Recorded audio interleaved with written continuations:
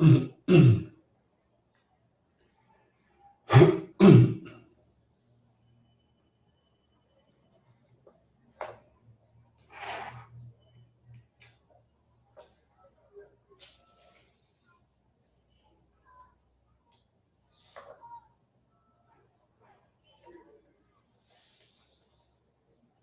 entrou.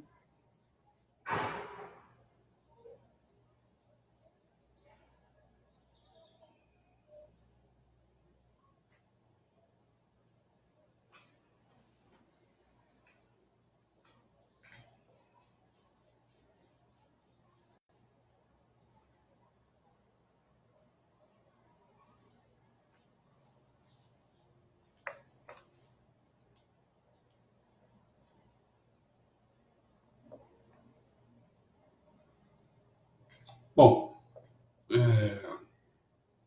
hoje então nós vamos dar continuidade à memória cultural, à literatura. Nós fizemos o volume 1 todo, que foi uma introdução, e agora então nós vamos começar com o volume 2, que é a Idade Antiga. Bom, uma introdução em relação a esse volume 2 é que todos os volumes,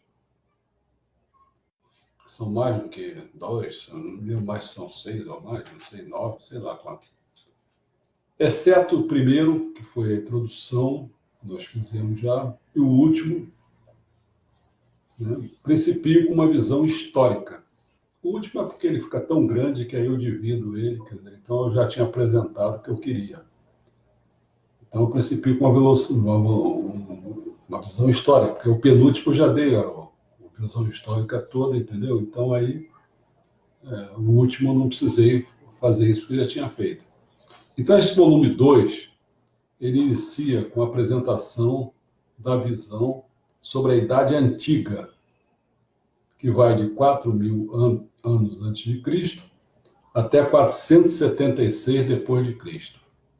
Quer dizer, ou seja, vai da invenção da escrita até a queda do Império Romano do Ocidente, certo? Em seguida começa a memória literária na Idade Antiga, depois que a gente fizer esse histórico aí da Idade Média. Aí depois é que a gente começa a memória literária nessa Idade Antiga em 12 autores, consequentemente 12 livros, que eu falei que cada autor só vou fazer um livro dele, né? E são em 5 áreas diferentes. 5 áreas de conhecimento. Como não preciso repetir sempre, né? Sempre quando eu falar nas áreas de conhecimento, eu vou sempre me reportar a Bíblia do século XXI, a sistematização do ensinamento messiânico, então são aqueles 18. Deus, mundo, homem, Messias, religião, cultura, Jorei, agricultura, bela, política, economia, ideologia, saúde, prosperidade, paz, felicidade, cidade, paraíso. Bom, então quais sejam? 4 vão para a religião. Dos 12, né? Se reportam em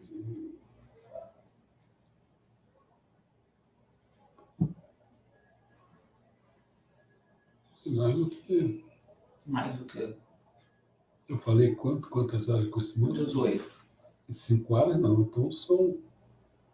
Ah, sim, são 5 áreas. São 5 áreas, é porque é religião, política, mundo e homem e saúde. São esses aqui. Não vão falar sobre Deus, sobre Jorei, sobre agricultura, não. Então, vamos lá. Religião são 4.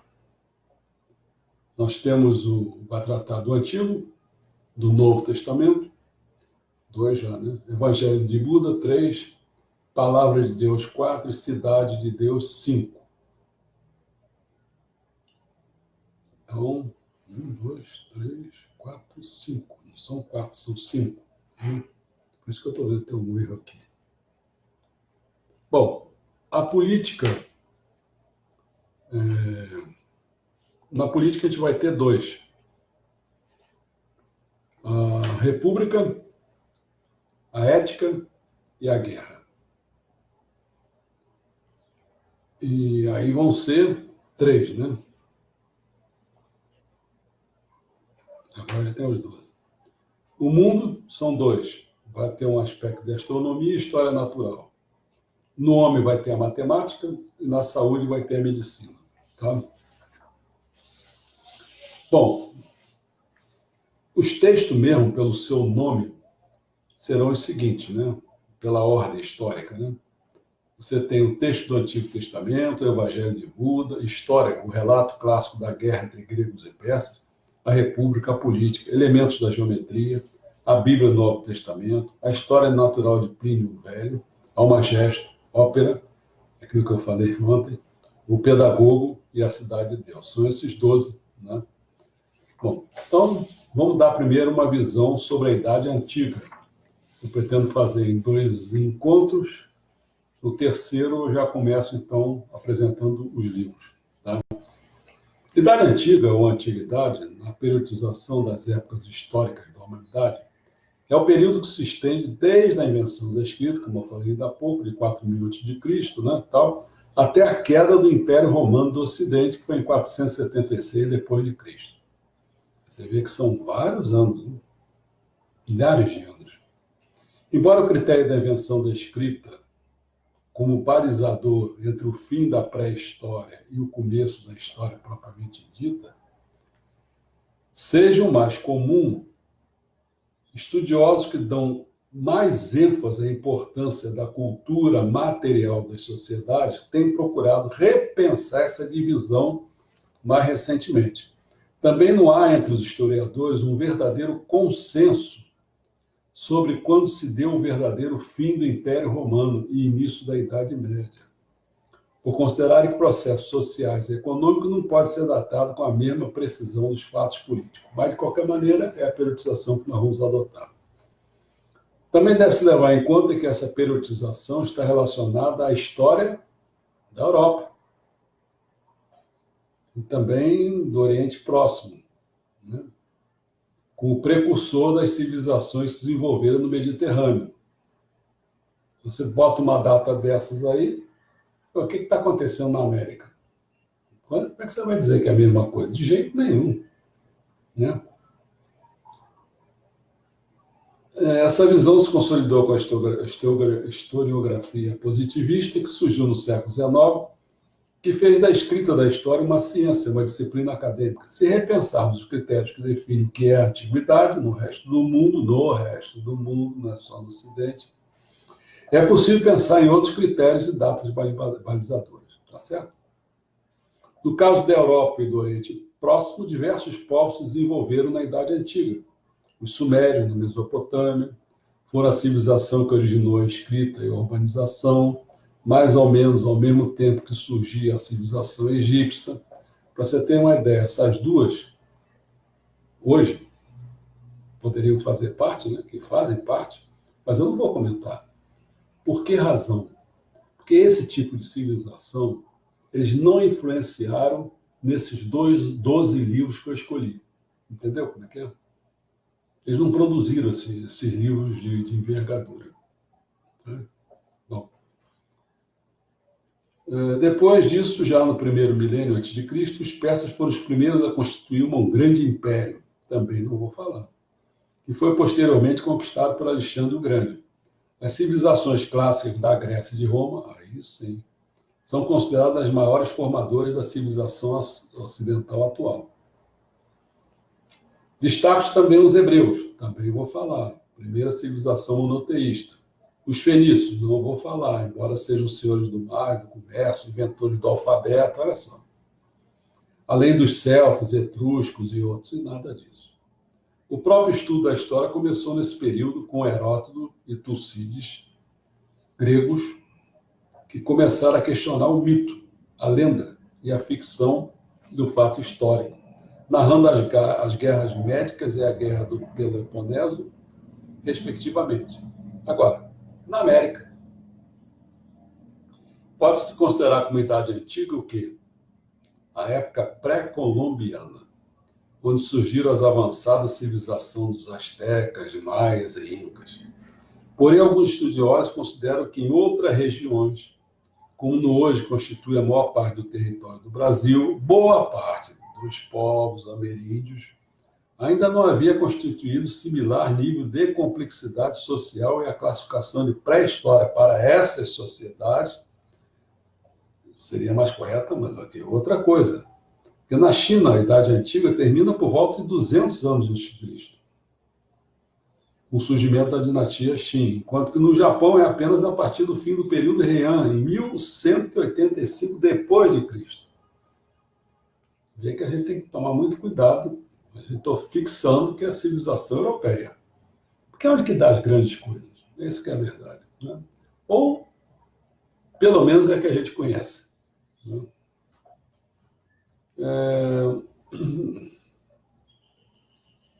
Você vê, o período de falar de Idade Média japonesa é 1185, bem mais tarde. Algumas religiões que ainda existem no mundo moderno tiveram origem nessa época, entre elas o cristianismo, o budismo, o confucionismo e o judaísmo. Essa idade compreende, essa idade da antiguidade, né, da Idade Antiga, os seguintes pontos assinalados a seguir. Então, eu vou dizer em linhas gerais, porque eu não vou fazer todos os detalhes aqui. Em linhas gerais, mais ou menos, é o seguinte: a gente divide em 3 grandes blocos, né, dessa Idade Antiga. Antiguidade Oriental, Ocidental, e essa nas Américas, que é diferente, entendeu? Essa das Américas, então, é que eu não vou fazer nada. O negócio que me falou lá dos Incas, do Maia, não sei o que, não. Não produziu nenhum desses 12 livros ali que eu coloquei, não produziram. Nem sei o que eles fizeram. Eu acho que não fizeram nada. Entendeu? Acho não, tenho certeza. Bom, na Antiguidade Oriental, que é hoje que nós vamos tratar, na próxima vez é a Antiguidade Ocidental, depois a gente começa com os livros. Tá? A gente dá esse contexto para vocês começarem a observar. Ah, sim, então eles devem ter feito isso por causa disso. Né? Por exemplo, quem é que vai trabalhar com medições de áreas? Isso é porque, lembra, por exemplo, no Egito, outras coisas quaisquer, a terra inundada, tinha que ter os proprietários, então eles tinham que ficar fazendo cálculo de área, dessas coisas, entendeu? É isso aí, você atina um negócio. Quais são as civilizações que a gente deveria tratar pela ordem? Eu trato no livro, vou deixar isso para vocês. Civilização egípcia, mesopotâmica, que é aquelas dos 2 grandes rios, mesopotâmica seria o Tigres e o Eufrates, lá no Iraque. Civilização hebraica, essa nós vamos tratar. Fenícia, já disse que não. Persa também não. Chinesa também não. Hindu, aí já vale a pena tratar. Por que razão? Porque o Evangelho de Buda está lá, na Índia. Né? E a civilização cretense. Então você vê que são 8 civilizações na Antiguidade Oriental. Na Ocidental, nós temos as famosas grega, romana, macedônico também, mas, de qualquer maneira, essas são as melhores mesmo, né, para se tratar. Bom, eu acho que eu dei um passeio bom, né, uma visão geral. Então, agora, vamos começar a falar sobre essa antiguidade oriental no que a gente quer tratar, tá certo? Então, não vamos levar em conta aquelas que eu falei, apenas 2, né? A hebraica e a indiana, a hindu. Né? Bom, então essa antiguidade oriental, a gente pode começar a passar.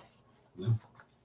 Então, para isso, deixa eu me aprumar aqui, para a gente ir nas páginas certas. Não vou ter que ficar procurando nenhum bobalhão. Que eu Eu fiz já, eu fiz a. Como é que é o nome? Eu fiz o índice aqui, tá vendo? Então, vamos lá. Na hebraica, página 25, então vamos pular essas coisas todas. Então vamos dar uma ideia. Na hebraica já é mais conhecida. Essas que são mais conhecidas é o que vai sair os livros, o Evangelho, vai sair de lá, na verdade. Não adianta a gente. Bom, as origens mais antigas dos hebreus, ou seja, os israelitas, ainda não se conhece muito, hein? mas se conhece muito mais em relação às outras. A Bíblia sempre é a fonte mais importante para estudar esse povo. As origens iniciaram com quem? Com Abraão, líder de uma tribo de pastores seminômades que, recebendo os conselhos de Deus, partiu da cidade de Ur, na Mesopotâmia, perto das margens do rio Eufrates, foi para Arã e depois se fixou na terra de Canaã, no litoral leste do mar Mediterrâneo, que hoje é o Israel. O caráter dessa migração era religioso e teve grande duração de tempo até a chegada de Abraão à terra que Deus prometeu. Abraão, em contrapartida aos demais homens da época, ele acreditava em um único Deus que criou o mundo, que isso não se podia ver e que lhe ordenou que partisse para Canaã. Premiado por obedecer isso e por crer, né, uma promessa de Deus foi recebida por ele. Sua família originaria, aliás, um povo que se destinaria a ter a terra de Canaã, na qual, de acordo com a Bíblia, brotava leite e mel. Agora você vê por que os judeus querem ficar ali. É um histórico, né? Estaria no lugar que brotava leite e mel e tal. Renovou-se a promessa a Isaac, Abraão. Deus renovou a Isaac, do qual Abraão era pai. E mais tarde a Jacó, do qual Abraão era avô. Este, recebendo do anjo, Jacó recebeu a denominação de Israel, que aí de origem, hoje é chamado de Israel, quer dizer, o significado é o forte de Deus. No entanto, Canaã foi definitivamente conquistada nos séculos 13 a.C., durante a saída de Moisés do Egito e a condução de todos os hebreus à terra prometida em 1250. Vamos ver a questão agora assim dos patriarcas. São chamados de patriarcas os três primeiros líderes dos israelitas, Abraão, Isaque e Jacó, né? Quer dizer, o filho e o neto. Né? O primeiro, Abraão, passava a sua vida em Ur, na Mesopotâmia.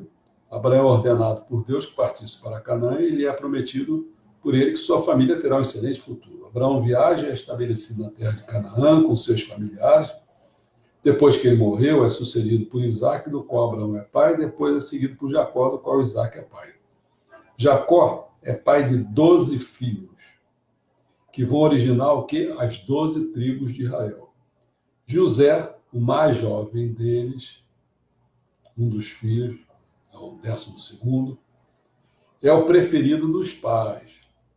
Ele é invejado pelos irmãos de tal maneira que é vendido como escravo a comerciantes egípcios.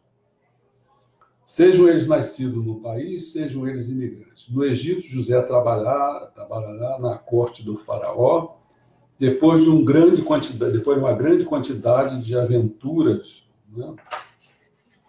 Ele é nomeado primeiro-ministro. Naquela época, muitos israelitas ficam sem nada para comer. José conseguiu estabelecer sua família no Egito. Moisés, outra grande figura. A vida dos hebreus, né?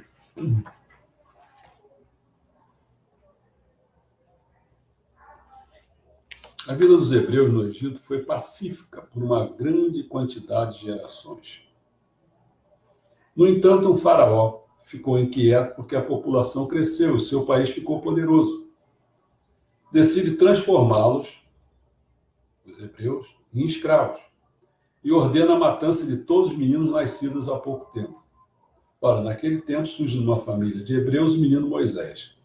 Para ser salvo, não sei se você lembra, já passou até em filme essa coisa, né? Acomodado sua mãe em uma pequena cesta feita de papiro e é escondido dentro dos caniços do rio Nilo. A filha do faraó recolhe o bebê e o educa na corte.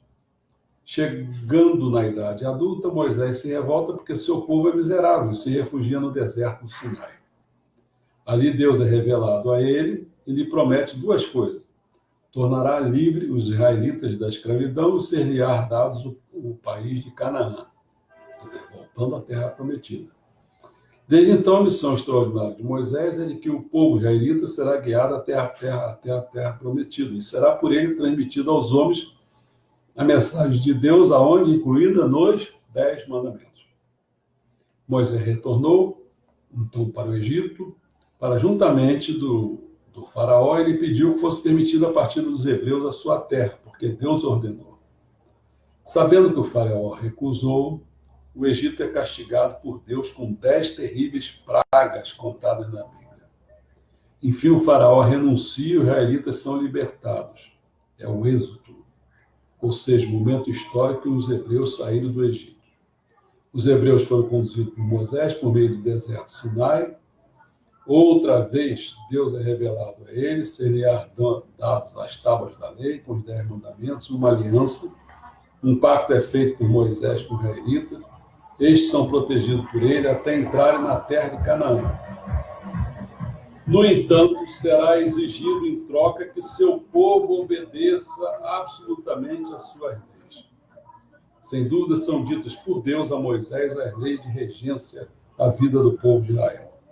As 10 primeiras são de importância particular, são os 10 mandamentos da lei de Deus.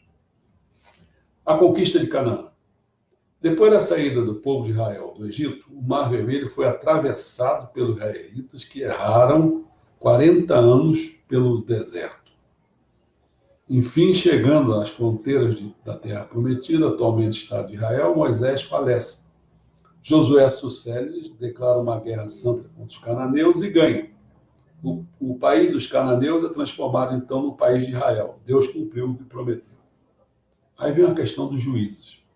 Uma vez estabelecido na terra de Canaã, era preciso uma autoridade para chefiar os hebreus nas batalhas contra os inimigos e orientar as atividades do povo.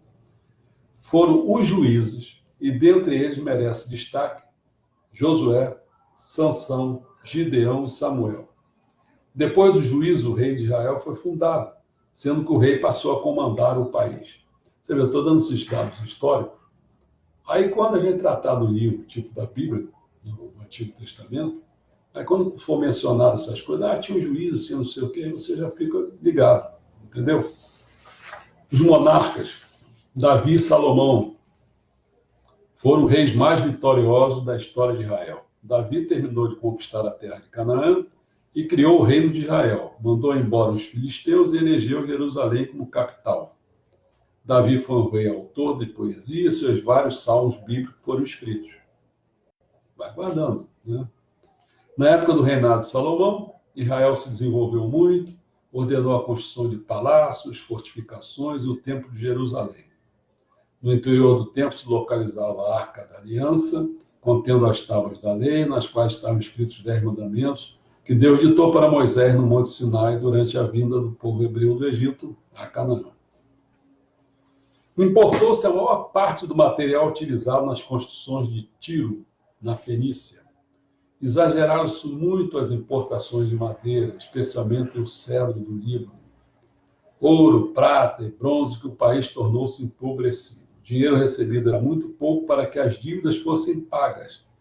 Para que os gastos e o luxo da corte fossem sustentados, os impostos foram aumentados por Salomão, que tornou obrigatório o trabalho da população empobrecida em obras públicas. Além do mais, a cada 3 meses, 30 mil hebreus foram revezados no trabalho das minas e das florestas da Fenícia para extrair a maneira como forma de pagar a dívida externa de Israel com a Fenícia. Você vê, a história se repete. Sempre o negócio dos impostos para sustentar a corte. Hoje também é a mesma coisa. E essa corte não é só nacional, não. Internacional também. Pega uma bolada boa. Muito da boa. Aí isso, quase ninguém articula isso. Pensa que o negócio fica só limitado olhando para cá. Não. Muito dinheiro sai. Olha aquela dívida pública externa, juros, aquelas coisas todas. A administração de Salomão foi motivo de descontentamento do povo. Porém, ele foi considerado historicamente como um rei que construiu muito, especialmente como um rei de muito conhecimento. Lembra daquela cena, né? Lembra daquela, o filho, a mulher, fica aquelas 2 pessoas falando, querendo o filho.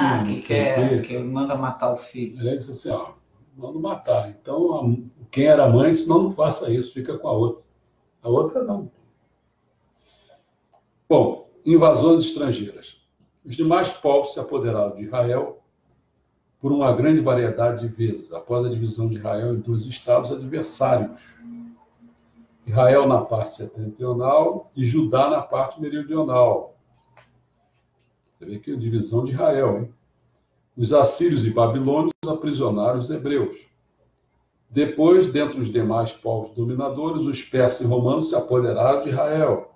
Olha quanta gente se apoderou de Israel. Por volta dos anos 70 a.C., a cidade de Jerusalém foi destruída pelo imperador romano Tito. Os judeus, desde então, foram espalhados pelo mundo desde 70 a.C. Os judeus foram espalhados pelo mundo, foi a denominada diáspora. E somente foi conseguida a reunião no território de hoje, em 1948, quando fundou-se o Estado de Israel. Religião judaica.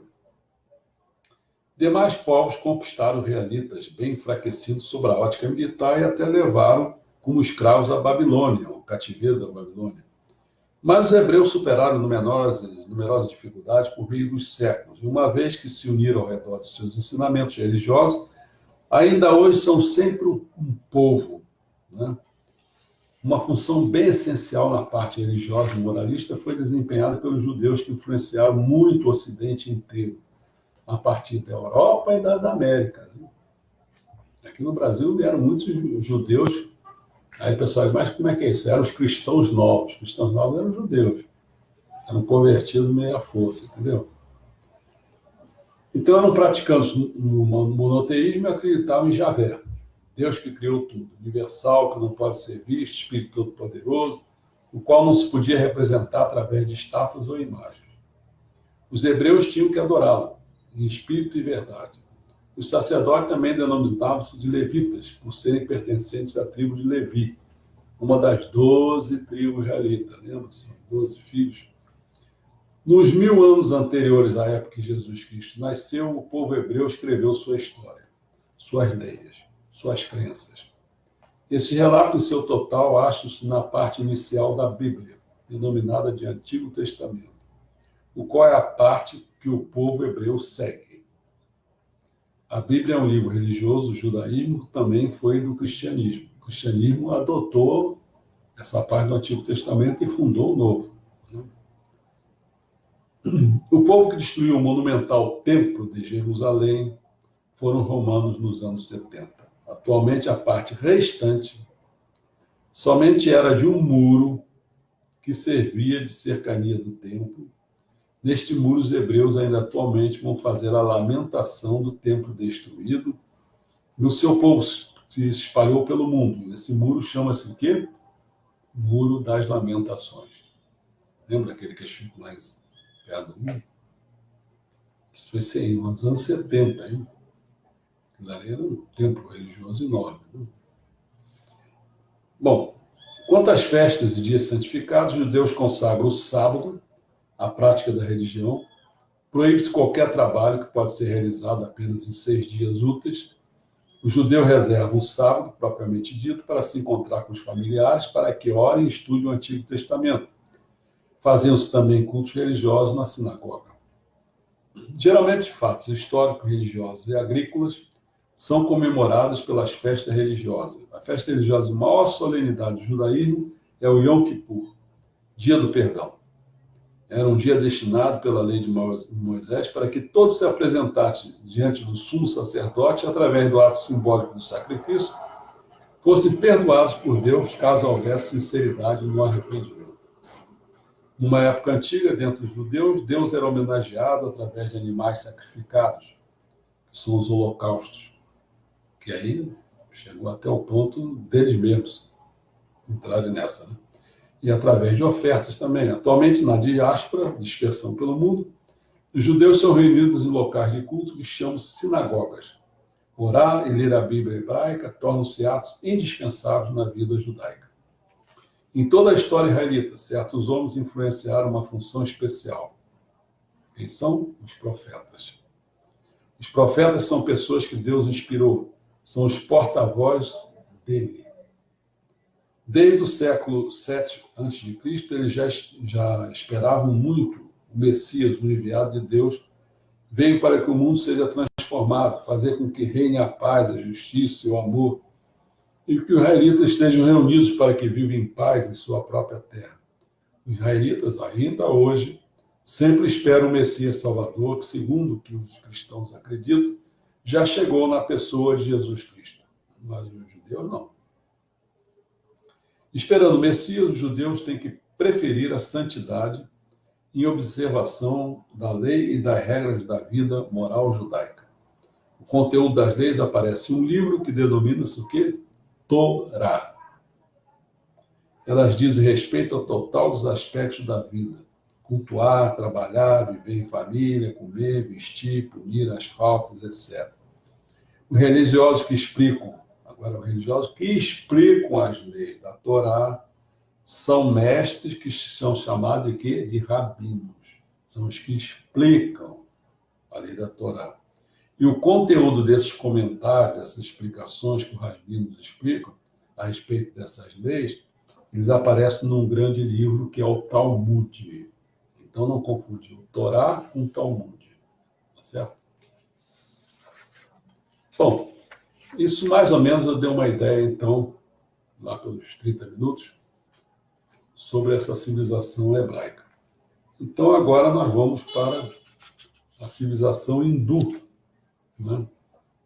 Deixa eu passar as folhas aqui. Só enquanto você passa as folhas, o João colocou um comentário assim: se os maias produziram alguma coisa, devem ter sido queimadas pela Igreja Católica ao entrar nas Américas.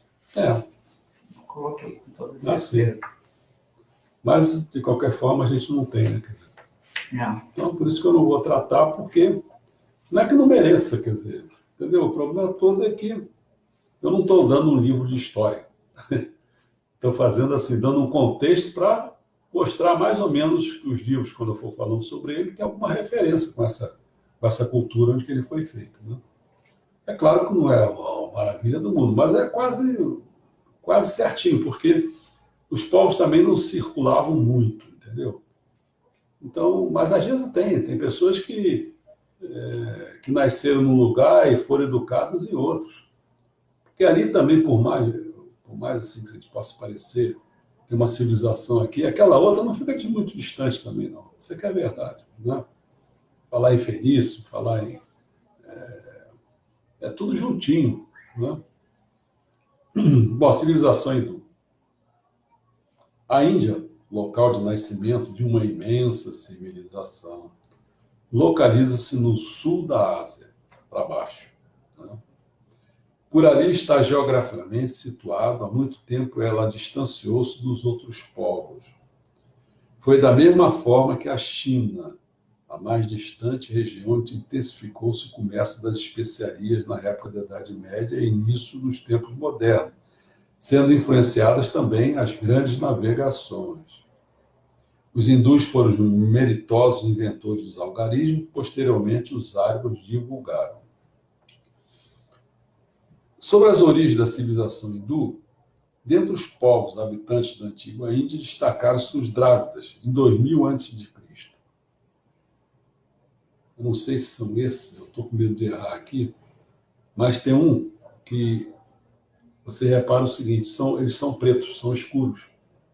Sabe por quê? Porque quando se deslocou da África, né, um pedaço, e foi se deslocando para cima e foi bater na Índia, aquilo ali deu, esse pedaço de terra ao bater, deu a elevação e deu Himalaia, tá certo? E esse povo era africano, quer dizer, a cor dele é escura. Eu acho que são esses Drávidas. Eles praticavam muito bem a agricultura, já eram conhecedores de sistemas de irrigação e habilidades. Os hindus residiam no comércio. Suas moradas eram cidades com estradas muito compridas, casas feitas de pedras com boa limpeza no interior de seus cômodos, preocupando-se com a higiene e a parte sanitária. Mas esse povo não soube resistir aos invasores e, por esse motivo, entre 1750 e 1400 a.C., as tribos arianas, oriundas lá do norte, né, que dominaram a região dos 5 rios, perto do rio Indo, escravizaram os hindus. A sociedade hindu tem uma ideia assim, muito como se fosse um corpo humano, entendeu? A cabeça são chamados Brahmas. Os sacerdotes que se chamaram Brahma representaram assim, a classe mais elevada da sociedade e se consideravam nascidos da cabeça do deus Brahma. Né? E aí tem o outro que são os guerreiros com poder político, estaria mais ou menos na altura do coração, e depois vai descendo os comerciantes camponeses e artesãos, os sutras, que são os servos, até chegar nos párias, que eram os marginalizados da sociedade. Esse é mais ou menos o sistema de castas. Entendeu? Então, a terra dos Drávidas, escravizados pelos invasores, foram tomados pelos arianos. Estes fixados, esses arianos, como classe que dominava o poder, a religião e o domínio militar, sob total dominação, sobrou aos Drávidas somente o trabalho e a submissão. As tribos arianas encontravam sob o domínio de diminutos reis que chamavam-se de rajás, e de vez em quando de marajás, reis mais poderosos do que o rajás. Marajás, mais poderosos que o rajás. A sociedade foi organizada em base de castas, classes sociais imutáveis. Proibia-se, exemplificando o casamento de uma pessoa de uma classe social com outra pessoa de uma classe diferenciada ou posição social. Quem era nascido numa classe social ficava nela até a sua morte. A classe casta ligava-se à religião e às profissões diferenciadas. Eram crentes na saída das classes sociais através do corpo de Deus Brahma. Então, as castas eram tidas dentro do corpo do Deus Brahma. Na cabeça, os Brahma. Na cabeça, os Brahma. Lá embaixo, os párias. Tá certo? Nos pés. Bom, as classes fixadas, continuando socialmente posicionadas, punia-se todos de respeito a uma casta superior, aí daquele que respeitasse a classe superior, expulsando o indivíduo da sua casta ou rebaixando para a condição de pária. Devido à sua expulsão, a pessoa submetia-se aos trabalhos de maior humilhação e considerava-se um impuro ou pária. Os costumes do hindu eram o banho aonde? Nas águas do rio Ganges, que é o rio sagrado. No entanto, proibia-se ao párias o banho. Não podia se banhar lá, não. A frequência aos templos e até a leitura dos ensinamentos sagrados. Também não. Sobre a religião hindu. Os nativos do Vale do Rio Indo eram adoradores da Mãe Terra, dona da vida. Em seguida, os arianos foram os introdutores do culto ao firmamento, ao sol, à lua. Então, os nativos na Terra. Os arianos que chegaram e dominaram, aí começaram a ir para o céu. Sol, lua, tal. Aí começou fogo, chuva, tempestades, né? Logo, seguidamente, foram afirmados no Brahmanismo, que difundia as castas, e que foi transformado em credo oficial na Índia, em conformidade com as escrituras nos livros que é o Vedas, que é o saber sagrado. O Brahmanismo baseia-se em 3 divindades. O Brahma, que nós já falamos, aquele que criou o mundo. O Vishnu, aquele que conserva os mundos. E o Shiva, aquele que destrói os mundos. Quando o Mônaco começou a falar, né, que vai ter um processo de construção e destruição, nessa ponta, a gente, olhando por eles, quem seriam os responsáveis por isso, esse processo seria o Shiva e o Vishnu, né? Vishnu e Shiva. Essas 3 divindades em conjunto chama-se Trimurti. Nós chamamos de quê? Pai, Filho e Espírito Santo. A Santíssima Trindade. Né? De acordo com essa religião, o espírito nunca morre, qualquer ser humano ressuscita depois que morre, sendo reencarnado ora em homem, ora em animal. Dessa forma, quer dizer, você vê que essa aqui, a Meixama está muito mais próximo do que o espiritismo. O espiritismo, acho que a coisa só vai progredindo. Né? Dessa forma, por meio de reencarnações, as pessoas vão ganhando perfeição espiritual até a sua chegada aonde? Ao Nirvana, um estado de perfeição pelo qual é identificado o homem com Deus Brahma. Assim, a religião motivava as pessoas à aceitação passiva de sua condição social como um estado natural, porque depois que morriam teriam a chance de renascimento numa casta superior se fossem benévolos, quando vivos. mas estavam expostas à perigosa descida para a condição de párias ou animais que fossem malévolos. Certo? Aí surge o budismo, que a gente vai chegar porque é o que a gente vai falar sobre o Evangelho de Buda, num dos livros. No século VI a.C., você vê que Maomé foi 1000 anos depois, e no meio está Jesus. São 3 grandes religiões monoteístas. O espaço, então, você vê que é de 1000 anos, sendo Cristo no meio. No século VI a.C., a solução de Buda, o iluminado, membro da nobreza do Nepal, que não se contentava com os preceitos brahmanistas, era a criação de uma religião reformada com o credo pregador das pessoas iguais a Deus, sem distinguir castas. Epa! Aí o Buda já trouxe uma libertação. E um problema, né? Tem que enfrentar isso, é uma revolução. Acabar com as castas. A casa e o conforto de Buda foram abandonados para a mudança de vida e para a pregação de um novo tipo de religião. Penitenciou-se nos bosques, vestiu-se como mendigo, sua barba e seu cabelo foram cortados, ele meditou profundamente. Por 6 anos, passou sua vida distante de todos, jejuando e meditando, até que um dia, com sentimento e visão muito clara, percebeu a vida como condutora para a liberdade e para o fim do mundo. Voltando a conviver com os homens, iniciou a pregação sem distinguir casta, sendo ensinando que ódio não é vencido com ódio, mas com amor, e apenas quem descobrir que a riqueza e os grandes sucessos podem ser renunciados terá a chance de encontrar a tranquilidade e a paz na alma e penetrará no nirvana. A quantidade de adeptos do budismo era grande, em principal nas classes de menor riqueza. Claro, a maior riqueza não vai querer, pô. Estava tudo bom, estou dominando aqui.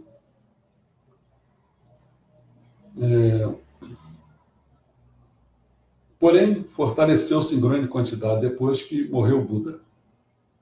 A religião foi estendida pela Ásia inteira na sua chegada até o Japão. Atualmente, é a religião professada por 3 milhões de asiáticos. Você vê que ele foi na Era da Noite, ele foi. Por milhares de anos, ele foi o que mandou, o que predominou nessa idade. Em termos de gente, em termos de espalhar a doutrina. Mandou, foi até para o Japão. Pô. Não, por isso o Shotokudo foi um que pegou e botou para lá. Depois, o cristianismo, só foi 500 anos. Né? Porque, você vê, a gente falou em 476, depois de Cristo, que o Império Romano do Ocidente foi embora. Mas como teve as navegações que trouxeram as pessoas para cá, para as Américas, né? Então aí começaram a civilizar, não tem outra palavra, né? Esqueci o nome, converteu os indígenas, né? Padre José Anchieta, aquele negócio todo. Bom. E aí eu acho que eu acabei. 45 minutos, eu acho que eu dei assim uma visão geral para... Aqui a última seria a civilização cretense, né? Tem até a civilização de cretense. Essa civilização cretense, fala um pouquinho dela. Vamos lá. Quando você leu, eu lembrei dos estudos que eu fazia com a minha mãe, pequena, e ela, assim, estudei isso com ela, mas... São poucas folhas, né? Fala um pouquinho de... Vamos lá. De Creta, né? De Creta. Perto do 3º milênio antes de Cristo, contemporâneas civilizações orientais e do Egito, que desenvolveram-se na época, a ilha de Creta foi uma região receptora de certos povos, que provavelmente vieram da Ásia Menor. Creta localizava-se bem no Mediterrâneo Oriental, próximo à Grécia e à Ásia Menor. Os primeiros povos que habitavam essas terras originaram a civilização Egéia, chamada assim porque desenvolveu-se ao redor do quê? Do mar Egeu. Com a maior parte da população formava-se de pescadores e marinheiros, foram chamados de povos do mar. Dentro da civilização cretense, há 3 estágios. Civilização egéia, que é inicial, aí passa para a civilização cretense e depois a civilização minoica, que é o período mais desenvolvido. A civilização cretense foi a de maior tranquilidade do que as civilizações do Oriente. Inicialmente, os cretenses se preocupavam com a agricultura, que é vinho, oliva, né, essas coisas. E depois eles foram dedicados ao comércio marítimo, com as demais ilhas do mar Egeu, com a Ásia e com o Egito. No século XIX, o arqueólogo inglês Evans foi o descobridor de traços e vestígios da grandiosidade dos palácios que datam de 1900 a.C. Esses traços e vestígios eram restantes das cidades de Knossos e Faistos. Esses palácios com decorações de quartos, além de oficina, redes de águas e esgotos, lugares para fins administrativos, era a demonstração de que os cretenses eram altamente civilizados e socialmente organizados. Por volta de 1750 a.C., talvez um terremoto ou mesmo um vulcão explosivo destruiu verdadeiramente Creta, de modo que os palácios reais de Fastos e Knossos soterraram-se. Porém, acima dessas ruínas, por volta de 1600 depois de Cristo, claro, o Minos foi o rei construtor do esplendor dos demais palácios e Knossos foi transformada na capital da ilha de Creta. E essa civilização minoica, que é a mais desenvolvida, né? O palácio de Knossos que o rei Minos construiu era grande e seus cômodos compreendidos eram salas no trono, teatro para espetáculos, torneios e touradas. Já tinha tourada lá, hein? A construção entre 4 e 5 andares dispunha de 1.300 divisões para a maior diversidade de fins. Nossa, 1.300 divisões para a maior diversidade de fins.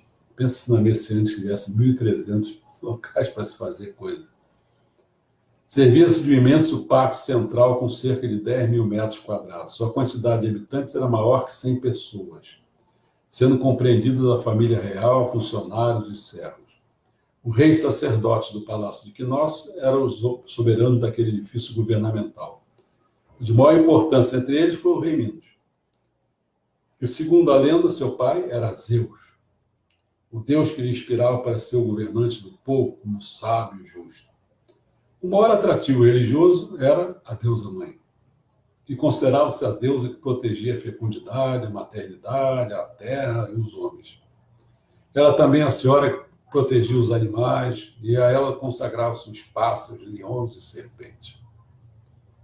Homenageando a deusa-mãe, os cretenses eram os organizadores de um grande número de festas, jogos, torneios, touradas, em que os rapazes eram obviamente exibidos exercícios que ofereciam perigo, né? Ginásticas também. Os cretenses eram os toreadores de touro, mas sem a matança desses bovinos, ruminantes da classe dos mamíferos, porque esses animais eram considerados como entes sagrados. Então não era a mesma coisa que na Espanha, certo? No período minoico, teve papel de destaque no mais alto progresso da ilha de Creta. Eram comuns as relações de comércio com os demais povos que habitavam o mar Mediterrâneo. Os cretenses, naquele tempo, foram os utilizadores de um sistema de pesos e medidas sob inspiração dos egípcios e mesopotâmicos.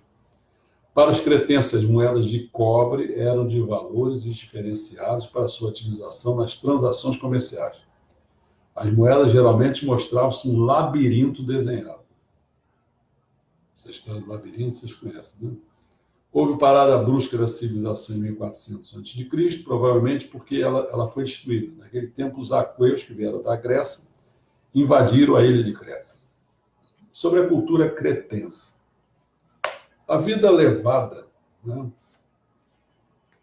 pelo povo cretense era de muita alegria e festividade. Tanto os homens quanto as mulheres possuíam dedicação em grande parte do seu tempo para jogar, exercitar o corpo ao ar livre, bater com os punhos, lutar com os gladiadores, correr, realizar torneios, desfilar e torear. A dança, que se acompanhava de cantos e sons, era um diferente passatempo predileto que os cretenses possuíam. Frequentavam teatros ao ar livre, que ficavam nos pátios dos palácios, um grande número de vezes. Os alimentos eram armazenados em grandes potes ou vasos, que eram tão altos quanto um ser humano, Esses vasos, ao mesmo tempo que os cretenses armazenavam, eram também objetos que decoravam, porque possuíam uma rica decoração. As ânforas, né? É. Foram os inventores de um sistema peculiar de escrita, com gravação em argila. A inspiração de parte dessa escrita veio dos hieróglifos egípcios. Toda vez que você faz em argila, é muito melhor do que papiro. Papiro, você tem que quase que rezar para que não haja umidade, não haja coisa, tem que ser um lugar muito seco, né? Porque senão... ganharam fama, vamos lá, pelos labirintos, o quê? E construíram. Com um grande número de salas e corredores, ganhou popularidade o labirinto de Knossos, o qual quem construiu foi o arquiteto Dédalo, a pedido do rei Minos. A arte cretense era muito fantástica, viva e delicada. Os artistas possuíam talento de representação no momento em que um touro esteve furioso ou em que um polvo se movimentava suavemente.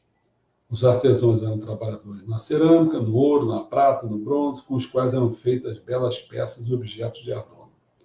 Possuíam um grande desenvolvimento na pintura. Os pintores procuravam se inspirar na natureza dos pássaros, das flores, na vida à beira-mar. Os gregos somente superavam os cretenses na arte. Ficou claro? Uhum.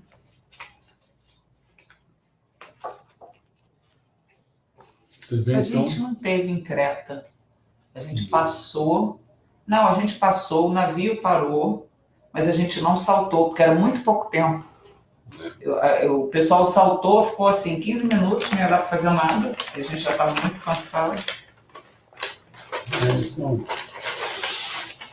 Essas viagens a gente sabe como é que é, né? A gente não tem aquela liberdade que a gente pensa que... Aliás, eu não sei se a gente saltou em Creta.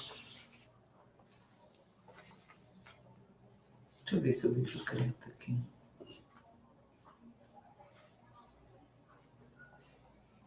Acho que não. Estou parando aqui, não estou... Não. Vê aí. Vamos lá. Alguém tem alguma coisa? Não, só o João Carlos que fez aquela observação dos maias. Eu que pedi para você ler sobre Creta, foi bom. Bom, então nós já nos preparamos para pelo menos, dos 12 livros, 3 a gente já deu uma visão. Agora, na próxima vez, a gente vai botar os 9, 8 livros. Vamos falar da civilização os gregos. Os gregos é uma potência, não tem jeito. Né? E os romanos. Os romanos acabaram, em muitas situações, acabaram sendo uma potência, em parte por causa que herdou a cultura grega. Né? Até nas divindades ele trocava só o nome de uma divindade grega para uma divindade romana.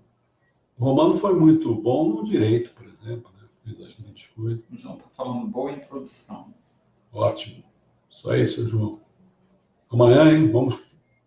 Já vamos começar mais um filminho aí já. É pena, já vou adiantando, a gente tinha feito a construção da personalidade, né? A construção da personalidade, eu acho que era. Era esse que a gente queria, mas aí o Juliano bateu o mecanismo da inteligência. Colocou. Que é o mesmo, no fundo, eles ficam nesse mesmo livro, nesse mesmo DVD, que são os mistérios da mente. Então, o mistério da mente tem 3, aliás. Eu só botei 2. É mecanismo da inteligência. Isso. Construção da personalidade e relações humanas. Isso. O que se tinha escolhido era a construção da personalidade, mas o que se vai ver mesmo é mecanismos da inteligência. Mas, quando vendo o mecanismo da inteligência, depois você faz Eu faço um link, porque é tudo a mesma coisa, praticamente. A relação, você vai... Peraí, depois pega, Tom. O pessoal não se incomoda, não. Caiu um negócio aqui. No fundo, são coisas vinculadas às sinapses, né, neurais e tal. Mas encerra para a gente poder... Estou esperando se alguém quer saber. Então, tudo bem. Então, amanhã mais uma etapa. Olha aí, pessoal. O negócio é o seguinte. Eu estou preparando uma coisa que eu, assim... Eu estava, vamos dizer a palavra, estava evitando, né? Mas eu entrei. Preparei sobre as minhas memórias em relação à música. Então, no dia 23, que é o aniversário da minha esposa, acho que é 35, né? Eu? É. Não me escolho minha idade, faço 58 anos. 58 anos. Mais ou menos, parecido, né? Não tem problema nenhum com a minha idade. Eu também com a minha não tenho, 75. Então, assim, eu vou dar continuidade, mas tenho que fazer em 2 vezes. Vou fazer na quarta e na quinta, né? E qualquer dia desse, eu estou preparando uma coisa que eu falei para vocês, não sei se vocês lembram. Vou falar sobre os poderes, né, nas sociedades. Lembra aí que eu falei que o Maia, Rodrigo Maia, João, teve mais gente que eu não me lembro aqui, começou a falar coisas, eu vi que isso, o Flávio também, eu vi que isso aí, eu tinha que falar um dia sobre essa totalização das coisas. Né? Tinha que falar. Inclusive, os acontecimentos estão avançando tanto agora que eu, por exemplo, já parei. Eu acho que, infelizmente, o Bolsonaro se perdeu. Né? E por aquelas razões que eu já apontei. Né? Não foi logo no início no lugar certo, que era fechar o Congresso Supremo Tribunal Federal. Ele tinha apoio naquela ocasião. Ele ficou brigando com todo mundo. Outra coisa que ele tinha que ter, uma coisa, ele fez promessa de não ter reeleição, que ia combater a corrupção, aí se envolveu com o negócio lá do filho dele, do Flávio, não deixou ele ir adiante, fez acordo com todo mundo, e agora para a parte da reforma, né, colocou dinheiro lá, começou a fazer o mesmo jogo, por mais que diga que não é que eu queira, não estou afim de certamente ele é 1000 vezes, 1 trilhão de vezes melhor do que o Lula, não é essa a questão. A questão é que ele derrubou uma esperança nossa. Se ele dá tempo dele fazer o jogo, de mudar isso, não sei. Não sei, porque eu nem sei se ele quer, se ele pensa, se ele tem capacidade. Inclusive, não sei se tem força. Porque sempre eu bato na tecla. Tem que ser o general Culhão. Arruma esse cara. Pena que aquele Vilas Boas parece que ele seria um cara bom para isso, mas é completamente doente. Então, não sei. Tá bom? Vai ser assunto. E amanhã, então, às 4 horas da tarde também. Obrigado a todos. Bom fim de semana.